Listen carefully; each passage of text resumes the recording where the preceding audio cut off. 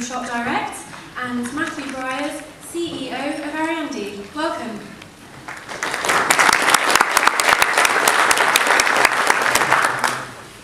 Morning everybody, feed up now. I'm Dave Evans from Shop Direct. You're probably thinking, who are Shop Direct? Well, our two main trading brands are Berry and Littlewoods. Each year we take about 1.7 billion of customer payments, and within those payments there's 20 million card transactions, and we take about 25% of them through our phone infrastructure. We're currently partway through a 5-year strategy to turn us into a world-class digital retailer, and within that strategy there's a strong focus on simplifying the customer experience and also protecting their data. And part of that, being PCI compliant, is important. It's an important responsibility for us. Our e-commerce PCI project completed in 2010, and the next part of the project was focusing on the phone payments that we take. Within the process, we identified 3 key risks. And as part of that process, we got both board support and shareholder support to move forward. The first risk was reputational risk. We want our customers to be confident the card payments they make with us, the data is safe and the environment secure. And then there's fraud risk. We wanted to remove all card data that was visible on screen and also accessible via call recordings. And the final one, on the funding risk side, the main funding structure of Shop Direct is underpinned by payments we take from our customers. So it's very important for us that our external funding partners are happy the processes we use to take these payments are robust and compliant. So when Dave got in touch with us, there were 4 key criteria that he was looking at for the various options he had going forward. So he asked us to help him with the risk that he just mentioned. So 2 areas on the risk. One was de-scoping the environment, the infrastructure that he had, but also secondly the agent risk. If we could provide a solution that helped stop agents getting access to the data and the card data in the first place. The second one was the effective customer experience. Wanted to make sure that whatever solution was put in place didn't detract from the customer experience that they have. In particular, that's of ensuring that the payment process, when they got to it, finished. And you'll see on some of the options that Dave had, some options don't keep the customer in contact with the agent all throughout the payment process, which is important. Cost always, if you're a supplier, you're always asked to deliver things more cheaply and more quickly. And PCI DSS requirements, so there are 12 requirements, and the whole goal of trying to de-scope, of course, is to reduce those number of requirements that you need to meet the obligations. These dials are nice and simple. On the left, green is good, and on the right, red is bad. And I got that the way around, which is good. Well done. So there were 4 options that we were part of the mix of being looked at. So the first one was restructuring the call process. So at the moment, the payment at Shop Direct could be at any point within the call. They looked at restructuring the process so that the payment was at the end of the call and the customer was passed off to an IVR system. The second option was to continue with pause review, call recording, network segregation, implement all of the controls of PCI DSS. The third option was on-premise DTMF, install some equipment to de-scope the infrastructure and the agents, but support that equipment locally, or hosted DTMF suppression. So Dave's going to walk through how Shop Direct scored each of those factors. Okay, so the overall aim, as we said, is to de-scope and de-risk our environment. And the first one we looked at was the restructuring. On risk, the effect is favourable. CDE has moved towards a party. However, on the customer experience side, we had problems as adverse from our point of view, as we'd have to redesign our payment process towards the end of the call. And that obviously has a risk of customers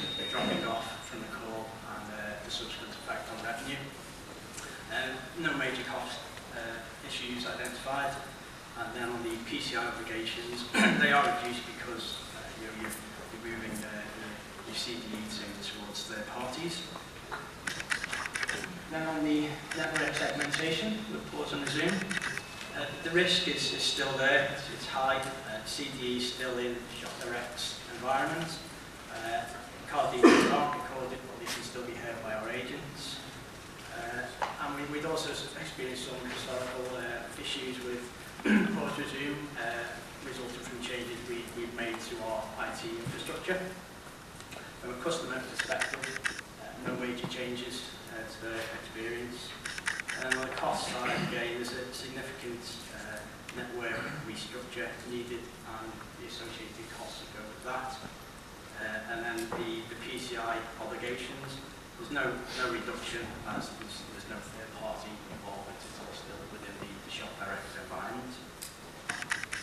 And the in-house DTMF. On the risk side, the CDE is still within our business, but there's obviously a lower risk. Customers, no major changes. Yeah, and the process may seem more secure to them. On the cost side, there's material internal costs associated with installing and configuring the equipment. And then on the PCI obligations, it's a simpler process, but the full number of PCI obligations are still required to be met. And the final choice we looked at, the risk, it's pretty much removed from our point of view. It allows us to concentrate on what we're in place for, which is retailing, and rely on the expertise of our third-party partners. Again, there's no major changes to the customer experience. On the cost side, there is some costs involved with the project. I'll just jump back to them after we've had a look at the effect on the PCI obligations, because in this choice, because of third-party involvement, the complexity from our point of view is reduced. And then just nipping back to the costs, as part of the project, we identified a way we were able to replace an existing hosted call recording process as part of the project implementation, so we were able to reduce the cost base associated with the project. And just show you a short video clip of the process in action. As you can see from the four alternatives, the top three have all got red on the dials, which from our point of view wasn't acceptable. And the final one, the hosted DTMF suppression, you can see the risks are all on the low green side. So let's have a look at the video. So the video is of the contact centre, Shop Direct's contact centre. It just gives you a quick 30-second view of what it looks like from a customer experience perspective. Hello, my name is Rob. Can I confirm I'm speaking to the account holder? Yes. How may I help you today, Mr. Crooks? I'd like to make a payment, please. And will you be using an existing stored card or entering new card details?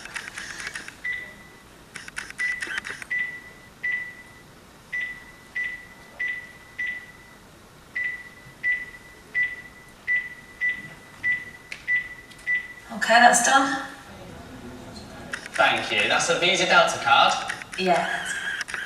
So what happened before was that the customer was reading out card data, and the agent was typing the details into a screen that was provided by the payment service provider.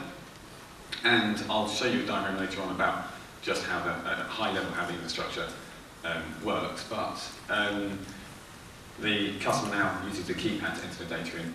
We capture that data in our hosted platform before it enters any of the Shop Direct infrastructure.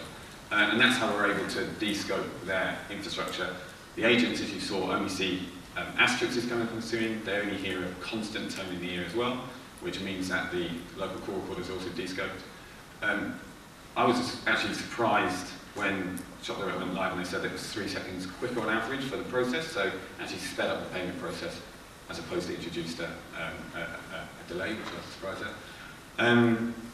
You'll also notice that the customer stayed on the line with the agent throughout the whole process. They never get passed off to a different system, which enables you to ensure you don't get the dropout of payments, which is quite key. And also, the screen that you saw in that is their CRM system. We embed our system inside theirs, and one of the key criteria was to make it look exactly the same. So, from a training perspective, it's minimal training, so that means that the customer experience is a lot smoother. That's only one part of the solution. So what we're doing there is stopping card data from entering the environment going forward. So that's great. But ShopDirect has an obligation under FCA to keep their call recordings, and prior to implementing the DTMF solution, they've got call recordings that contain card data, so we call them legacy call recordings. So we had to work with Visa, and we worked with ShopDirect's QSA&Rs to come up with a solution of taking that card data outside of the environment as well, because that card data in the call recordings for the legacy card represented the last cardholder data environment, and we wanted to remove that cardholder data environment.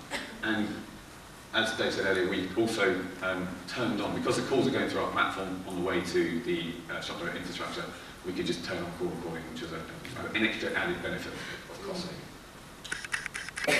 So there are 12 requirements that a lot of people in the room here are well aware of, and I guess why does ShopDirect and others want to de-scope?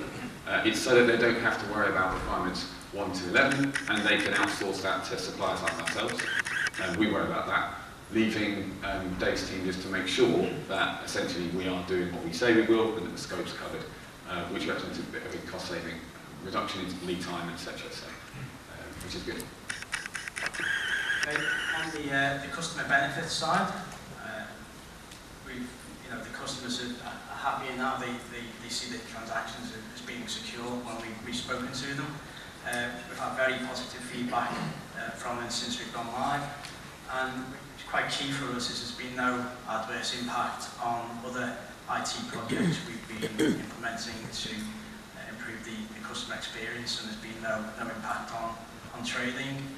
I suppose from our point of view, we've been able to, by outsourcing, we've been able to concentrate our limited resources on projects that are heading us towards becoming a world-class digital retailer, which has been very, very helpful. And then on the business benefits side, we're obviously delivered to our strategy. Reduction of controls from 262 to 9 was a big plus.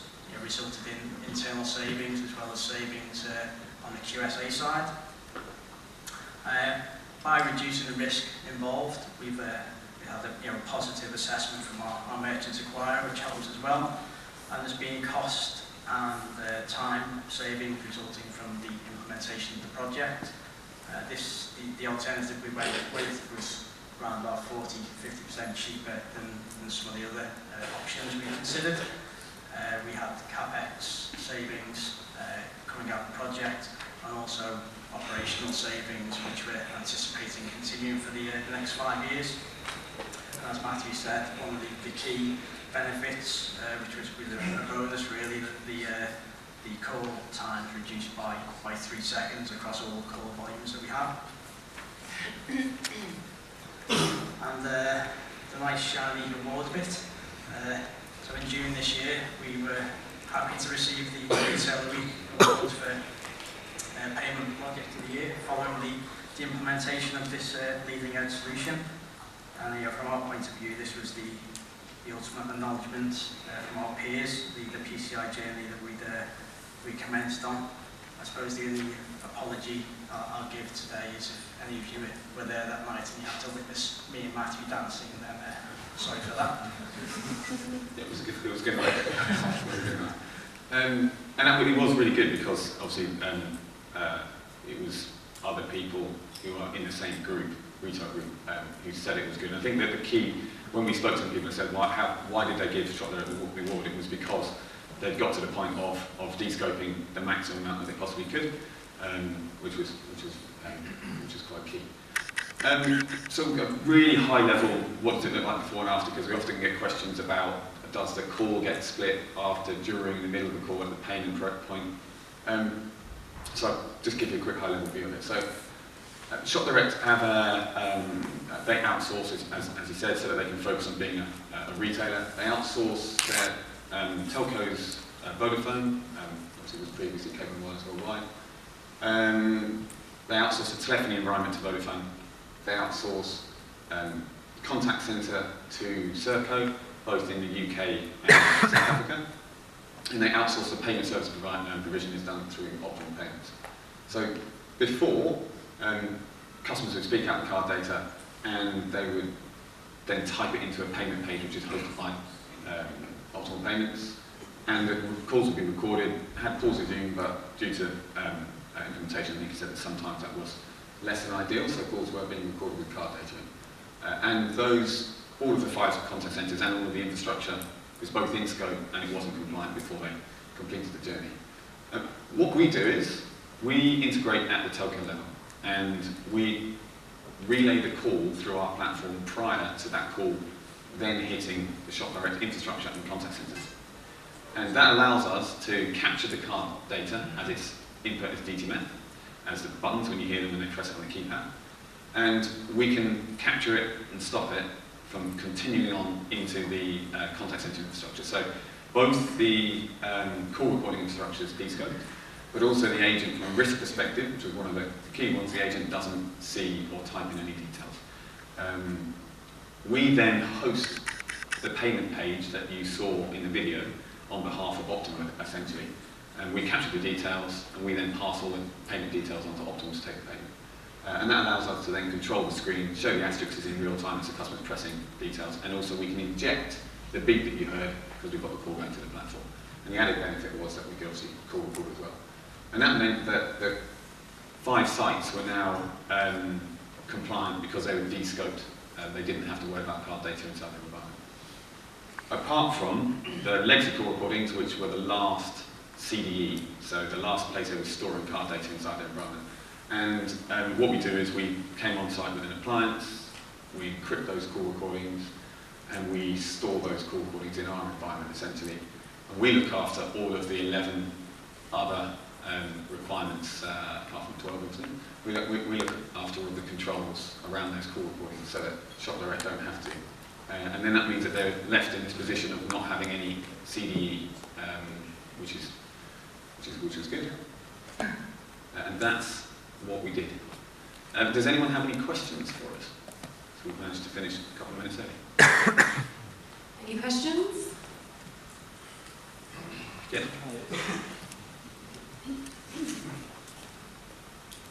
Well, thank you. Really enjoyed the presentation. It's Michael Christoulis from Barneycard.